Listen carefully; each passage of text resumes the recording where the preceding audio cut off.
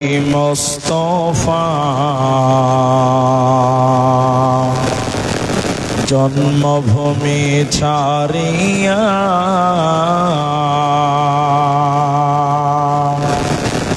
আলীকে শুইয়ে দিলেন নিজের বিছানা। দয়ার নবী মুস্তাফা জন্মভূমি ছাড়িয়া আলীকে শুইয়ে দিলেন নিজের বিছানা। কাফেরেরা সব যুক্তি করে নবীজিকে মারব বলে। কাফেরেরা সব যুক্তি করে নবীজিকে মারব বলে। সারা রাত্রি চারিদিকে ছিল পাহারা, আলীকে শুইয়ে দিলেন নিজের বিছানা। তাই নবীজি গভীর রাতে আবু বকরকে নিয়ে সাথে, তাই নবীজি গভীর রাতে আবু বকরকে নিয়ে সাথে ইসমে আজম পরে নবী সামনে দেখে যায়। আলীকে শুইয়ে দিলেন নিজের বিছানা।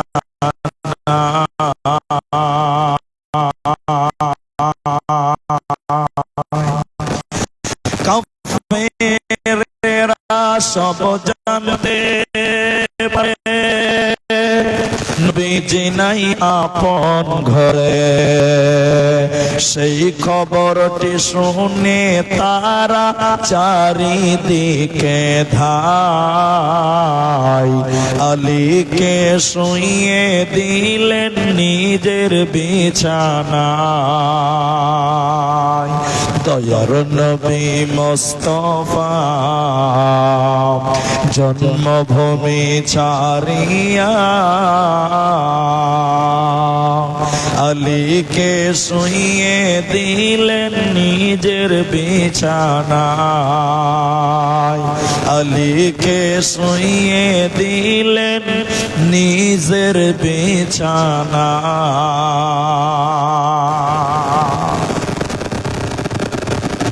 উপস্থিত চলমান সভার যোগ্যতম সভাপতি, স্টেজে ওলামায়ে কেরাম, আমার সামনে বসে থাকা মুমিনা সলেহা মা ও বোনেরা, প্রাণ প্রিয় কচরা গোপালপুর করণদিঘি দিনাজপুরবাসী, প্রশংসা সেই মহান মুনিবের দরবারে যিনি আমাদেরকে এক মাদ্রাসা কেন্দ্রিক আয়োজিত মাহফিলে দিনের বেলায় একত্রিত হয়ে বসে কিছু বলার এবং শোনার তৌফিক ইনায়াত করেছেন। সেই মহান মুনিবের দরবারে শুকরিয়া জ্ঞাপন করি আলহামদুলিল্লাহ। দরুদ ও সালাম বর্ষিত হোক প্রিয় নবী নবী মুহাম্মদ নবী আহমদ নবী মুহাম্মদুর রাসূলুল্লাহ সাল্লাল্লাহু আলাইহি ওয়াসাল্লাম। আল্লাহুম্মা আমিন। আল্লাহুম্মা সাল্লি আলাইহি আল্লাহুম্মা বারিক আলাইহি। সম্মানিতা মা ও বোনেরা, যারা এসেছেন আপনারা সামনে দিক থেকে বসুন। কেন? আপনারা যদি গেটের সামনে দাঁড়িয়ে থাকেন বা বসে যান, পরবর্তীতে যে সমস্ত মা বোনেরা আসবেন তিনারা জায়গা পাবেন না বা ঢুকতে পারবেন না। তাই আপনাদের অনুরোধ করব, মা বোনদেরকে সামনে দিক থেকে বসেন, গুছিয়ে বসেন। এটা আপনার ইমানি দায়িত্ব যে আপনার দ্বীনি বোনের জায়গাটা আপনাকেই করতে হবে। আমি কোরআনুল কারীম 33 নম্বর সূরা 33 নম্বর আয়াত সূরা আহজাব তেলাওয়াত করেছি এবং 30 নম্বর পারা 97 নম্বর সূরা 3টি আয়াত সূরা কদর থেকে তেলাওয়াত করেছি।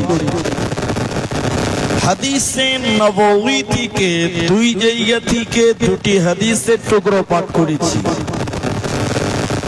উল্লেখিত আয়াত এবং হাদিসকে কেন্দ্রবিন্দুর মধ্যে রেখে আজকে আপনাদের সামনে কিছু কথা রাখবো ইনশাআল্লাহ। আলাইহি তাওয়াক্কালতু ওয়া ইলাইহি উনীব। সম্মানিতা মা ও বোনেরা, আজ আমরা এক গুরুত্বপূর্ণ মজলিসে বসেছি কিছু জানার জন্য এবং মাদ্রাসা কেন্দ্রিক কিছু সহযোগিতা করার জন্য, আপনাদেরকে জানার জন্য। আমি আজকে আপনাদের সামনে যে বিষয়টি নিয়ে কথা বলবো সেটি হলো রমজান মাসের গুরুত্ব, রমজানের রোজার গুরুত্ব, রমজান মাসের গুরুত্ব এবং রমজান কেন্দ্রিক কিছু গুরুত্বপূর্ণ কথা আপনাদের সামনে আলোচনা করব। কেন যে আগামী 3 থেকে 4 দিন পর আমাদের সামনে রমাদান মাস আসছে। হে আমার মা, আপনাদের কি করণীয় রয়েছে, আপনাদের কি বর্জনীয় রয়েছে, এই বিষয়টি আপনাদের অত্যন্ত জানা দরকার। রমজানে আপনারা কিভাবে জীবন অতিবাহিত করবেন। আল্লাহর নবী মুহাম্মদ সাল্লাল্লাহু আলাইহি ওয়াসাল্লাম বললেন যে পৃথিবীর মেয়েরা তোমরা শোনো,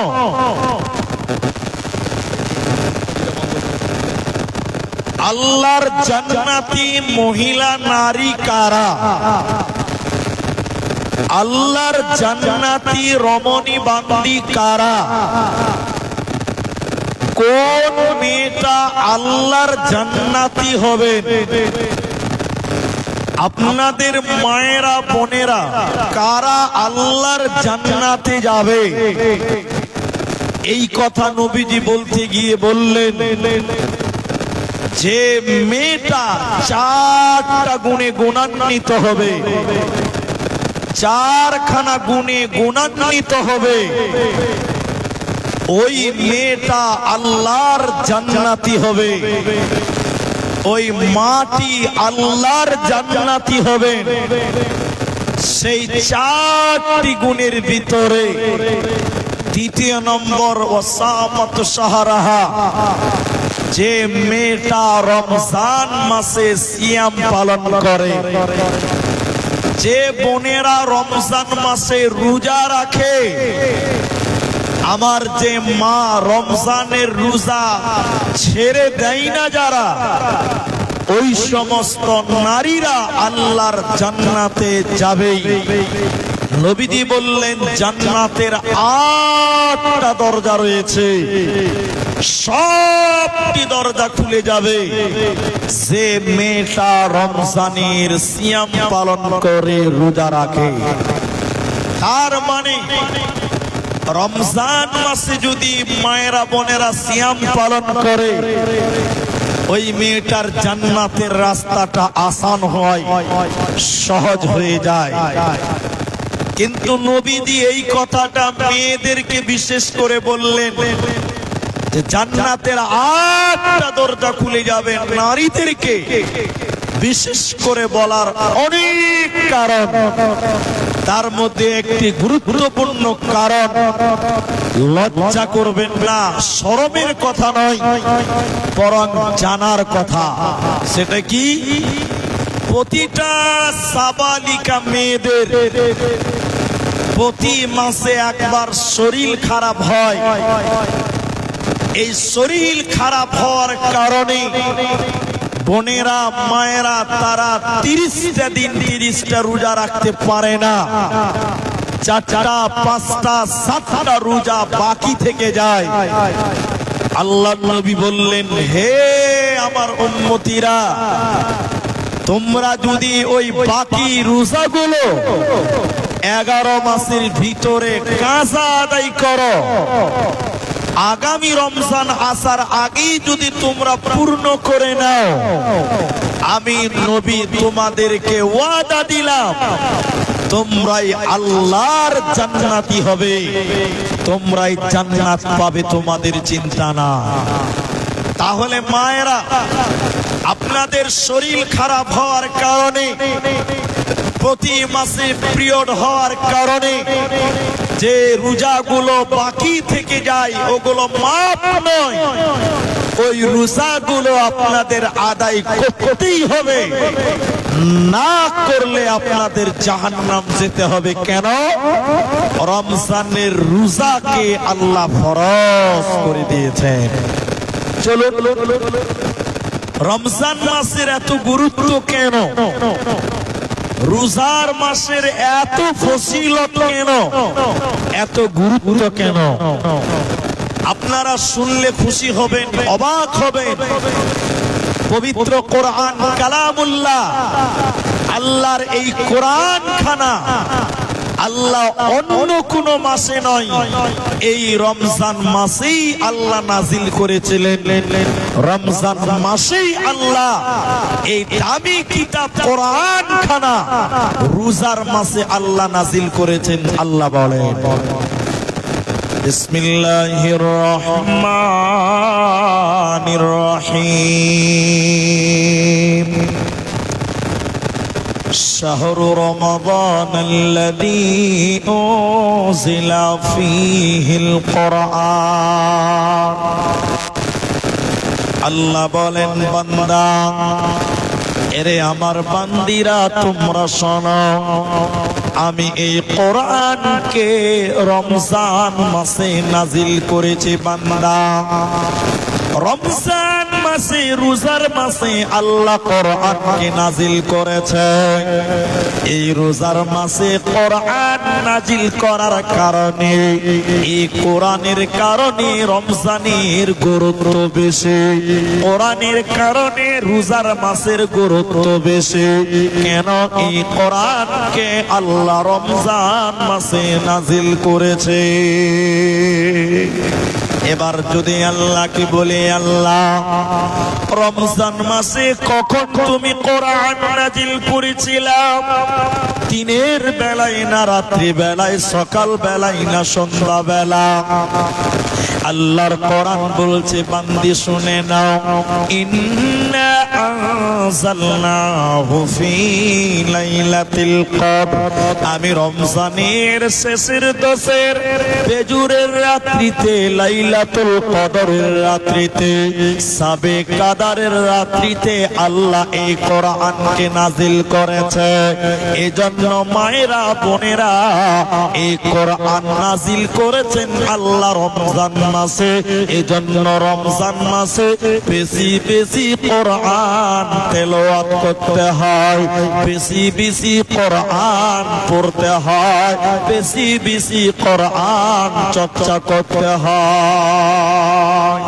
আল্লাহর নবী প্রতিটা রমজান মাসে জিবরাইলকে তিনি কোরআন শোনাতেন।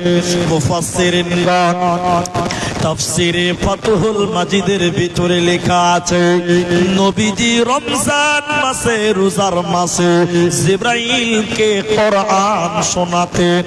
আর জিবরাইল নবীকে কোরআন শোনাতো যে বছর নবীজি মারা যান, যে বছর নবী দুনিয়া ছেড়ে চলে যান, ওই বছর নবীজি 2 বার কোরআন খতম করেছিলেন। নবীজি জিবরাইলকে কোরআন শুনিয়েছিলেন। অতএব মা আমার, বোন আমার, রমজান হলো কোরআন নাজিলের মাস। এই মাসে আপনারাও বেশি বেশি কোরআন তেলাওয়াত করেন, বেশি বেশি কোরআন শুনেন। আল্লাহ মরার পর জান্নাতে দেবে, কোনো চিন্তা হবে না।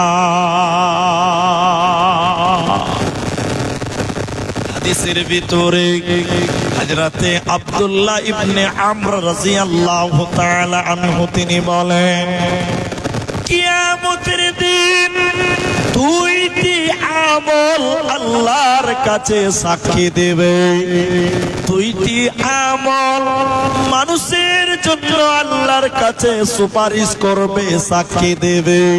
ওই 2টি আমলের ভিতরে একটার নাম কোরআন। বোনেরা, ভাই, মায়েরা, আপনারা যদি কোরআন তেলাওয়াত করেন রমজান মাসে, কিয়ামতের দিন কোরআন আল্লাহকে ডেকে ডেকে বলবে, আল্লাহ তোমার এই বান্দি কোরআন তেলাওয়াত করেছিল, তোমার এই মুমিনা সলেহা বান্দি কোরআন পড়েছিল, আল্লাহ আমি কোরআনের সাক্ষী তুমি গ্রহণ করো। আল্লাহ কোরআনের সাক্ষী গ্রহণ করবেন আর আপনাদেরকে আল্লাহ মাফ করে দেবে। কিয়ামতের দিনে 2য় নম্বর যে আমল আপনার জন্য সুপারিশ করবে, ওই আমলটার নাম রোজা। রোজা কিয়ামতের দিন আল্লাহকে বলবে, আল্লাহ তোমার এই বান্দি রমজান মাসে রোজা রেখেছিল, সারাদিন না খেয়েছিল, আল্লাহ তুমি আমার সাক্ষী গ্রহণ করো। আল্লাহ রোজার সাক্ষী গ্রহণ করবে আর রোজাদার মেয়েগুলোকে আল্লাহ ক্ষমা করবে। রোজা রাখনেওয়ালি মায়েদেরকে আল্লাহ জান্নাতে দেবে। অতএব রমজান কোরআনের মাস, কোরআন নাজিলের মাস। রমজান মাসে কোরআন শুনতে হবে, রমজান মাসে কোরআন তেলাওয়াত করতে হবে।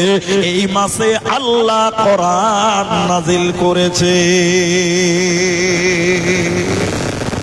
আমার মায়েরা, আমার বোনেরা, তাহলে রমজান হলো কোরআনের মাস, কোরআন নাজিলের মাস। এই কোরআনকে বেশি বেশি করে পড়তে হবে, কোরআন তেলাওয়াত করতে হবে। এই কোরআন যদি আমরা রমজান মাসে তেলাওয়াত করি, পাঠ করি, আল্লাহর কোরআন আমাদের জন্য কিয়ামতের দিন সুপারিশ করবেন, সাক্ষী দিবেন। আপনার আমাদের আর কোনো চিন্তা থাকবে না। তাহলে রমজানে আপনাকে কোরআন চর্চা করতেই হবে, কোরআন তেলাওয়াত করতে হবে। সারাদিন খালি রান্না খাওয়া নিয়ে রমজান মাসে ব্যস্ত হলে হবে না। একটু করে সময় বের করতে হবে। মা জননীরা, আপনারা সময় করে আপনারাও কোরআন তেলাওয়াত করেন, কারণ আল্লাহর জান্নাতে আপনাদেরকে যেতে হবে। আপনাদের মতন মেয়েরাও আল্লাহর জান্নাতে যেতে হবে। তাহলে কোরআন তেলাওয়াত করো। রমজান মাসের গুরুত্বপূর্ণ আমল হলো কোরআন তেলাওয়াত করা। 3 নম্বর, রমজান মাসে সিয়াম পালন করা, রোজা রাখা। আল্লাহর কোরআন সূরা বাকারা সূরা নম্বর 2 পারা নম্বর 2 আয়াত নম্বর 183 এর ভিতরে আল্লাহ বলেন, ইয়া আইয়ুহাল্লাযীনা আমানু, হে মুমিনা নারীরা তোমরা শোনো, সারা আল্লাহর উপরে ঈমান রাখছো, আল্লাহকে রব বলে যারা মেনে নাও, হে